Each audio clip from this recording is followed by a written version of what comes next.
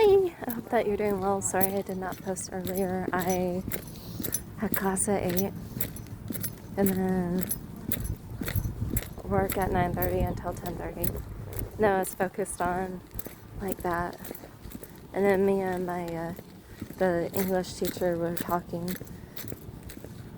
And then class at 11. We ended up having a discussion about what if, you're madly in love with this person and you can't choose who you fall in love with. That's my expression. And the reason why I'm like, yeah, that's not always true. And we can definitely choose who we spend our time with. And then if you're like, okay, I choose to spend a lot of time with this person, then yeah, it can be hard to fall in love. But again, you choose who you want to spend time with. So yeah.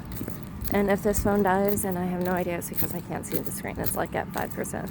So she mentioned about that, and I was like, yeah, we can definitely choose who we want to spend time with. So in that area, we can definitely choose who we fall in love with.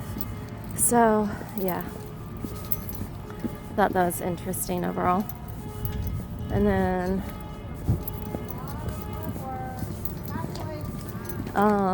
yeah, she was like, let's say you two are madly in love, choose and you two get married. What if one of the kids is like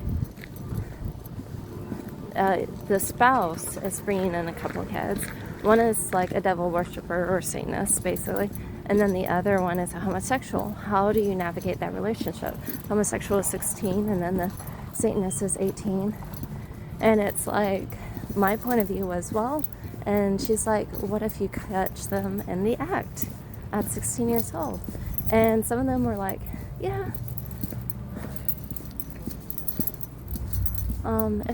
My point of view is basically, if they are 16, they're not dating. No one's dating until they're like 18, 19 years old.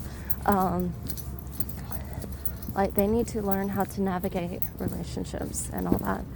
Now,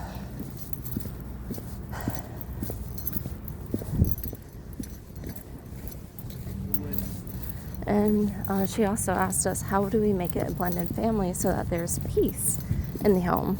And it's like, okay, if that's the case, then we'll go ahead and talk about it. We'll look up the research about being a devil worshiper or something similar to that. Because I'm like, some people, they say that they are, but they don't really know a whole lot about it. And it's like, okay, do you actually believe the stuff in which they are teaching or preaching? So yeah, and then maybe talk about God. And then I did mention that I did like the idea of basically the two people with the kids. It's like, we'll go ahead and discuss how we're going to handle it together, because some people are like, oh, I have my kids, and even though we're madly in love with each other, you're not going to correct my kids, you're not going to discipline my kids. Which in that case, I can see having some problems, but also I've seen some spouses, it's like the stepdad, and the main thing that they do is like, oh, you need money, here's money, but they don't really discipline their kids or anything else like that. So I'm just like, yeah, that does cause problems, especially if you're not willing to discipline the kid. And then the teacher was like, our goal is basically raise up productive adults that are law-abiding citizens. And then also it was like, what was it? One lady was like, well, we should go with society changes. And it's like, okay, should we? Because some people are like, homosexuality feels like a normal thing, a natural thing. Well, what about pedophilia? And then one of the guys, he's actually, I was like, yeah, I'm a Christian, but I'm queer. And basically he's gay. And so, yeah, queer. And it's like, oh, okay. And so he was like, yeah, my dad's a pastor. And what did he end up saying? He's like, yeah, pedophilia is basically wrong, because you have one person whose brain is not fully formed and the other person whose brain is fully formed. And it's like, okay, that's not natural, basically, because you have one consenting adult and one other. And then in my point of view, I'm like, well, I brought up the fact that the person who's like, yeah, you need to go with the times, the cultural changes and such.